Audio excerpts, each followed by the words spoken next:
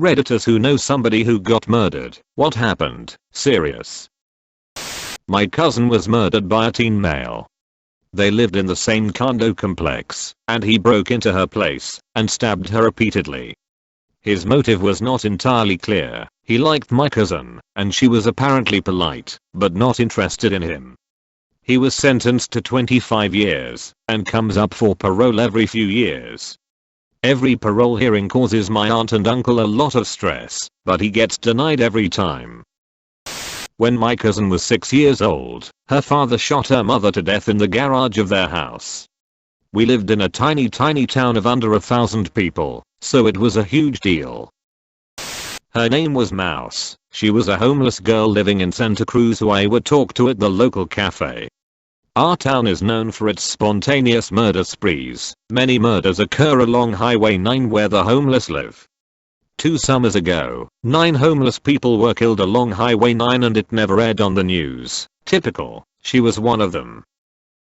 I was doing private caregiving for a gentleman who had owls. Went to his house for work one day and found he had passed away. Initially I thought the disease had gotten the best of him because of its rapid progression, but turns out he was killed via asphyxiation by his wife and her lover. I got to be on an episode of Snapped on the Oxygen Network because of it. We were hallway buddies, which basically meant that we both sat outside the same classroom and chatted before we were let in. Both of us were disabled, so we got let out a few minutes earlier before the rush of students. She had muscular dystrophy, I believed. She was smart and bright and bubbly, and I believe I remember that she wanted to be a graphic designer, and she was really good at it versus me. It was her online photography class, but she was very help, and we liked to kind of shoot the shit about being disabled and the stuff that comes with it. Like how people think I'm trying to be cool for using a cane, or that people at our local theme park always think she's faking so she can cut the line. Anyway, she was a junior, and I was a senior, and I eventually graduated. One day very soon after, my sister came to be really quiet and asked me if I knew name here, and I said yeah, we were buddies. Nothing like super close but friendly enough. And then my sister handed me her phone to read an article. Her father had killed her mother, and her dog. He strangled them all in their sleep. He then wrote a note to his other daughter attending college apologizing for not being good enough for her and saying he loved her, before slitting his own wrists to kill himself, except he chickened out and phoned 911 instead and got medical treatment. He was obviously arrested and was given a large enough sentence he'll probably die in prison, but I keep imagining her. What if she woke up during the strangling? She was in a wheelchair, so how hard could she fight against him? How terrifying had it been to wake up to someone set out to kill you in the middle of the act? I hope she and her mom rest peacefully. I hope her dad rots in prison. But mostly I'm sad because she had so much potential and light to give to the world. I'm glad I knew her. I've unfortunately got to. I live in Oakville, Ontario, which is a rich area with low crime, so having 2 teen deaths happen within a few years of each other is pretty nonsensical. Drew Hildebrand was telling some kid who drank too much to leave the party they were both at. The kid waited outside for him and pushed him over, and his head hit a curb. Drew went home and went to sleep, woke up complaining of head pain, and went to the hospital. Shortly thereafter he went into a coma and died. The murderer spent an exceedingly short time in jail, I believe. It was ruled an accident. I don't know how you accidentally bounce someone's head off a curb, but what the fuck do I know? Jess Comer was killed, stabbed to death defending other people at a party from the guy with a knife. Jess was a stand-up kid. I didn't know Drew very well, but I shared a few classes with Jess, and he was always a delight. Again, due to the age of the murderer, he was charged with manslaughter despite having stabbed my friend in the fucking heart. The murderer claimed he acted in self-defense and didn't recall having stabbed another teen 5 times in the back. Fuck you, Bradley Torodovich. Former classmate was shot dead over some old gang beef. As far as I know, he was out of that shit for a while and was in university. I knew a woman my entire life who went to her sister's home to calm a domestic dispute and was shot by the brother-in-law. Extremely tragic. 2 children I babysat twice along with a friend, their usual babysitter, were abducted and murdered by their father. I stuck with dog walking after that. My ex, yet still very close friend, that I had actually known since I was 4 years old, close families, was stabbed to death this past January by his girlfriend. She's trying to claim he did it to himself, but it's impossible as he was stabbed twice through the heart. I still can barely even think about him without breaking down. He left behind 3 children, youngest only 2. A friend of ours was shot to death by the ex-boyfriend of his new girlfriend. He was still holding the flowers he had bought her.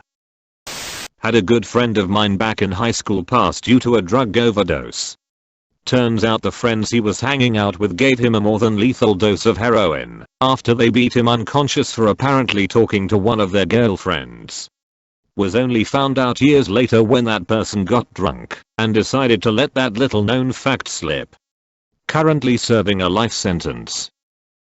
My cousin's girlfriend got shot by her ex-boyfriend who later killed himself. Apparently she cheated on him with my cousin. The guy's father is the mayor of their town and is threatening to kill my cousin and our family. We don't know his whereabouts. One of our employees went missing one day with her much younger boyfriend. Her family immediately suspected him, and they had access to her phone records and bank information, so they began their own investigation along with police. Several days go by, and they find the missing woman's rental car. Not sure why that took days BC. It was a rental, abandoned at a trailer park. It had a hammer in it. The family tracked where her phone last pinged, and went searching the area on foot with a search party. They found her deceased in an cabin. The police then got a hold of footage of the idiot BF using the victim's bank cards at Walmart and cash apping other women. Her put her phone in one of those phone recycling machines at the Walmart. They arrested the BF, his other GF and someone else in connection to the murder. She was killed with the hammer.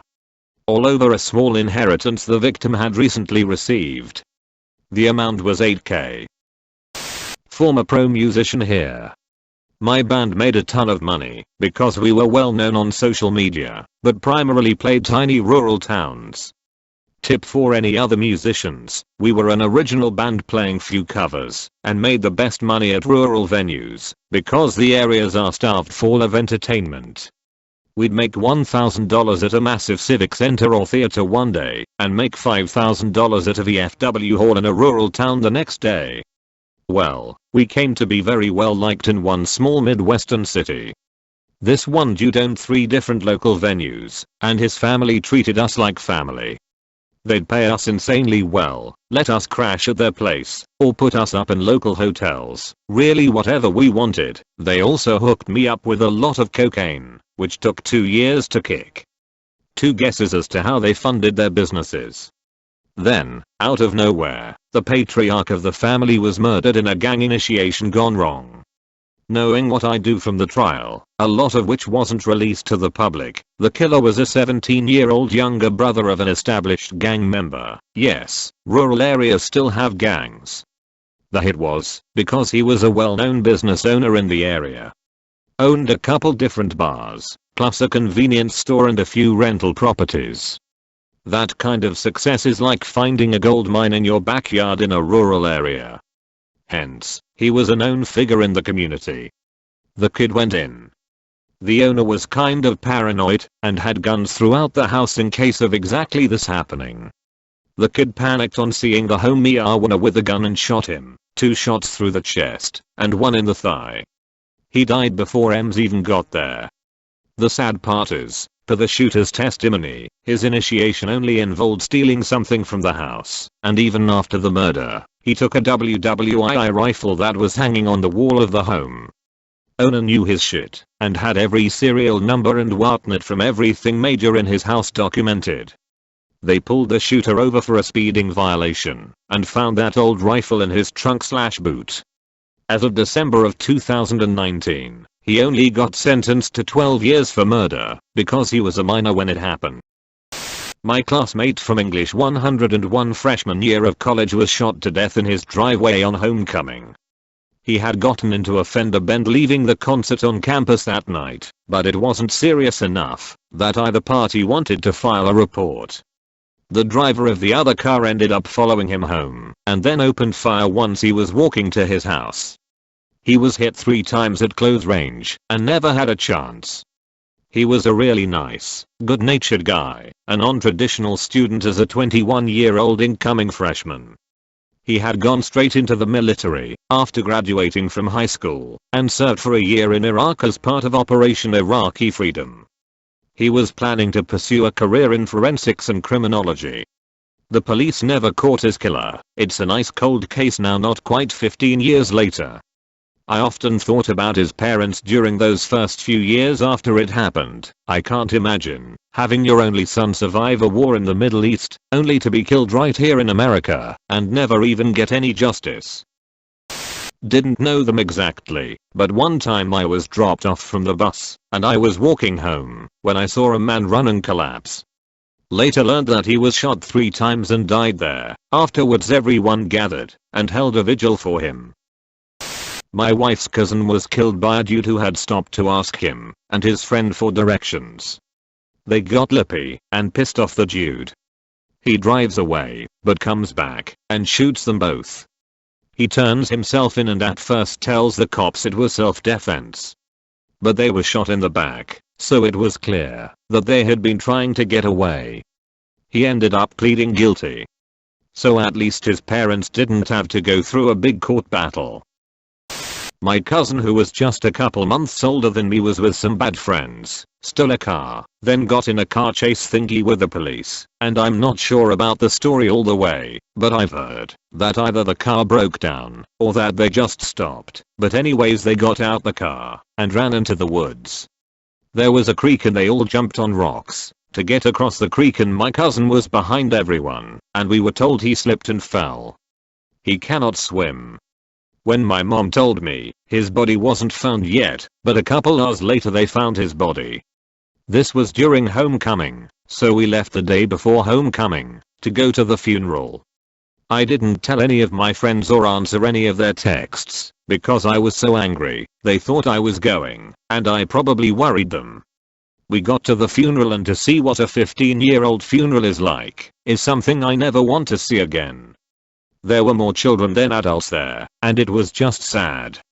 I was upset at him. Me and my mom both blamed ourselves, even though we weren't there. It was his choices, and it led up to that. After the funeral we went to my granny's house, which is where me and my cousin basically grew up together. I hadn't seen him in years, but I had a chance and didn't take it. My other cousin, who was new to the family, my uncle didn't even know he had her. She is around my age, I think. She then told me that he didn't fall, but was pushed in by a toxic friend of his. This was in East St. Louis, in an area that was not good at all. All my uncles that were there gathered in the grass, and knowing that information, were pissed. They even had the kid's name, address, and everything. They didn't even hide the fact that they were going to kill the kid. And to be honest, I don't blame them. He was like a older brother to me, and that kid took that away from me. The boy that pushed my cousin in a creek is dead now, and I can't look at a body of water without seeing my cousin struggling to keep his head up. I haven't told my friends because they might get awkward, and besides I feel like when someone tells a story about their cousin it makes it a lot less serious. If anyone reads all the way through this, don't do something stupid just to be cool, or because you can. My cousin left behind his 3 sisters, mom, and an amazing family. Think hard and don't give up, please.